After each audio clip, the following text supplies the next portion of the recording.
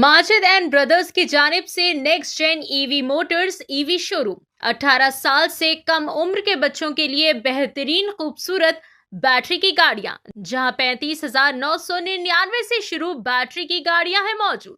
जिसको licence RC number plate की जरूरत नहीं।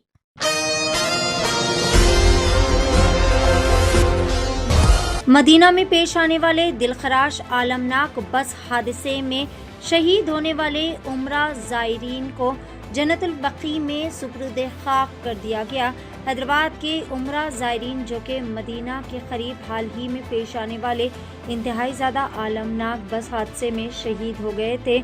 इन्हें 22 नवंबर बरोज़ हफ्ते को जन्नतुल बकी में सुपुर्द खाक किया गया। नमाज जनाजा की तकमील के बाद मस्जिद नबवी में मरहूम मुसलमानों की नमाज जनाजा अदा की गई। नमाज जनाजा ज़ोहर के बाद अदा की गई और इसकी इमामत शेख अब्दुल बारी सबाइती ने की। लाइव विजुअल्स में दिखाया गया है कि नाशों को मस्जिद नबवी से बाहर ले जाया जा रहा है और तदफीन के लिए कब्रिस्तान यानी जन्नतुल बकी की जानिब जाया जा रहा है। तेलंगाना हुकूमत का एक वफ्द जिसकी क़यादत अक़लियतों के वज़ीर मोहम्मद अज़हरुद्दीन कर रहे थे और अक़लियती बहबूद के सेक्रेटरी बी शफ़ीउल्ला और ऑल इंडिया मजलिस इत्तेहादुल मुस्लिमीन नामपल्ली MLA मोहम्मद माजिद हुसैन के हमरा मदीना में आखिरी रसूमात में शिरकत के लिए कई सारे दिगर पार्टीज़ के ज़िम्मेदारान भी मौजूद थे। वफ्द ने ऑफिशियल से मुलाकात की और गमज़दा ख़ानदानों के साथ इज़हार अफसोस भी किया।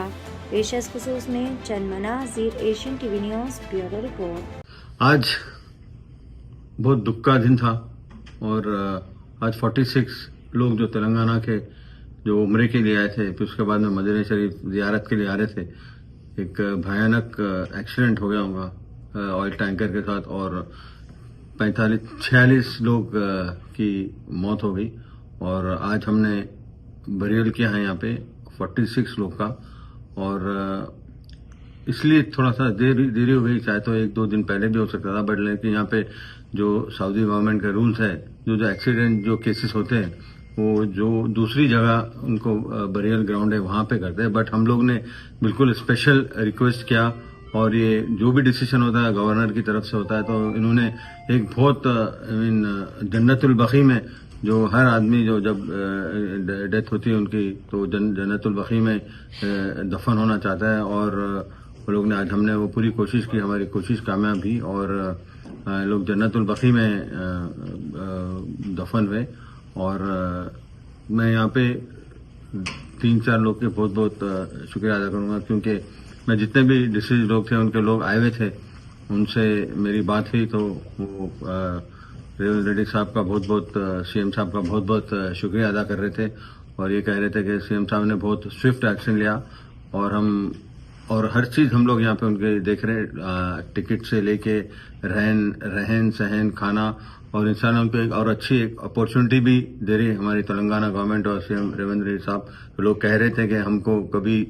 मौका भी मिल गया उन लोगों को उम्रा करने का, तो ये बहुत बड़ी बात है और बहुत बड़ी बात है। मैं भी CM साहब को बहुत बहुत शुक्रिया अदा करता हूँ। जो हमारा जो डेलीगेशन था, हम आज हमारा काम पूरा हो गया और CM साहब को बहुत बहुत शुक्रिया अदा करता हूँ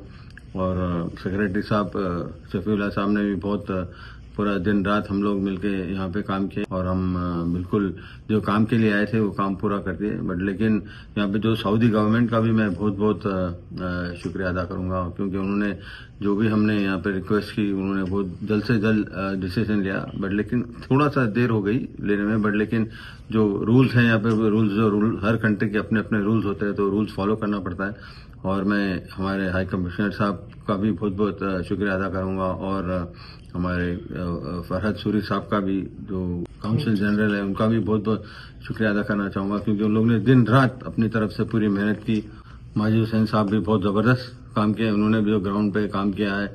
और लेकिन मैं आखिर में यही कहना चाहूंगा कि ये सब जो हुआ है वो CM रेवंत रेड्डी साहब के स्विफ्ट एक्शन में हुआ है और मैंने समझता हूँ कि कोई गवर्नमेंट ऐसा कभी किया है तो CM साहब का मैं भी बहुत बहुत शुक्रिया अदा करूंगा। और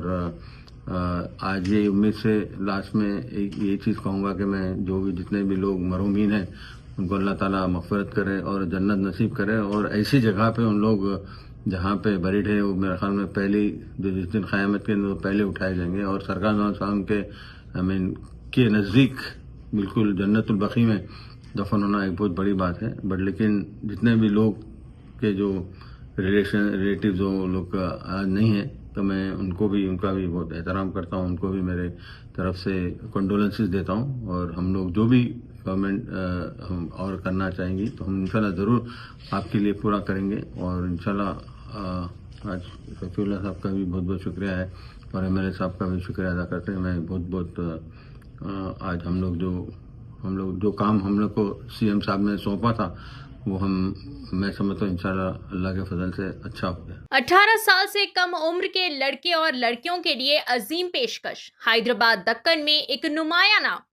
माजिद एंड ब्रदर्स की जानिब से next gen EV Motors EV showroom जो बहादुरपुरा चौराहा किशनबाग रोड हैदराबाद में मौजूद है, जहां पर आपकी ख्वाहिश के मुताबिक 18 साल से कम उम्र के बच्चों के लिए बेहतरीन और खूबसूरत बैटरी की गाड़ियां मौजूद, जिसको लाइसेंस आरसी नंबर प्लेट की जरूरत नहीं है। इस गाड़ी को कम उम्र लड़के लड़कियां स्कूल और कॉलेज के लिए इस्तेमाल कर सकते हैं। इनके अलावा औरतें और सीनियर सिटीजन भी इस्तेमाल कर सकते हैं, जिसमें 10 ता 12 मॉडल्स दस्तयाब है, जिसकी कीमत सिर्फ 35,999 से शुरू होकर